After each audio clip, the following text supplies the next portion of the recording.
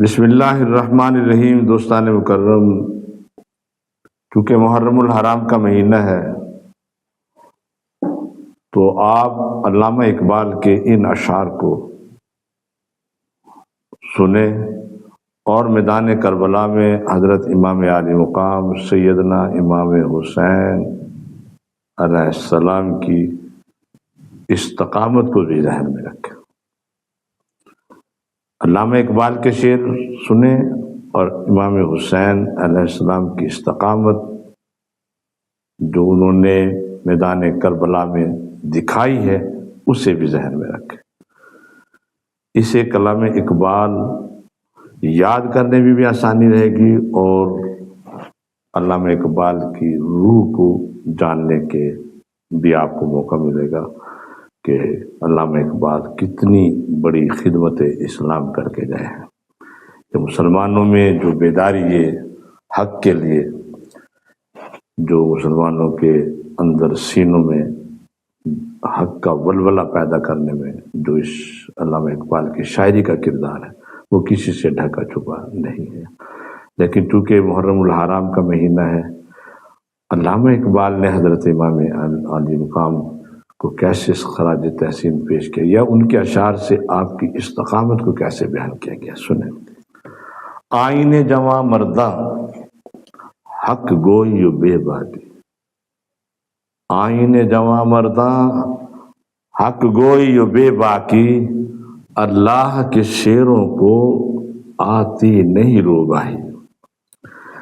ہزار خوف ہوں لیکن زباں ہو دل کی رفیق، ہزار خوف ہوں۔ امام حسین کا گروہ اگرچہ تعداد میں کم تھا مگر بے خوف تھا، دوسرا گروہ طاقتور تھا، تعداد میں بھی زیادہ تھا مگر خوف زدہ تھا۔ ہزار خوف ہوں لیکن زباں ہو دل کی رفیق، یہی رہا ہے ازل سے قلندروں کا طریق، یہی رہا ہے ازل سے قلندروں کا طریق۔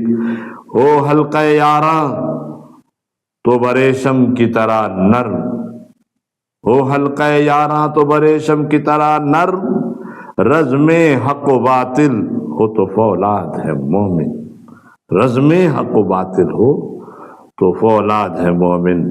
خاکیو نوری نہاد بندے مولا صفات، خاکیو نوری نہاد بندے مولا صفات، ہر دو جہاں سے غنی اس کا دل بے نیاز، ہر دو جہاں سے غنی اس کا دل بے نیاز۔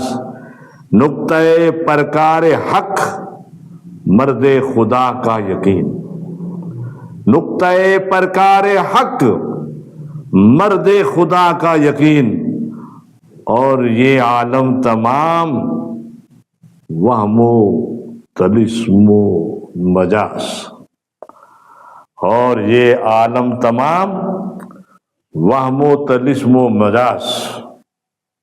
وہ علامہ اقبال امام حسین کی استقامت کو ان اشعار میں کتنے خوبصورت انداز میں پیش کر گئے۔ یہ اللہ تعالی ہمیں اپنے اس مرد قلندر کو سمجھنے کی توفیق عطا فرمائے۔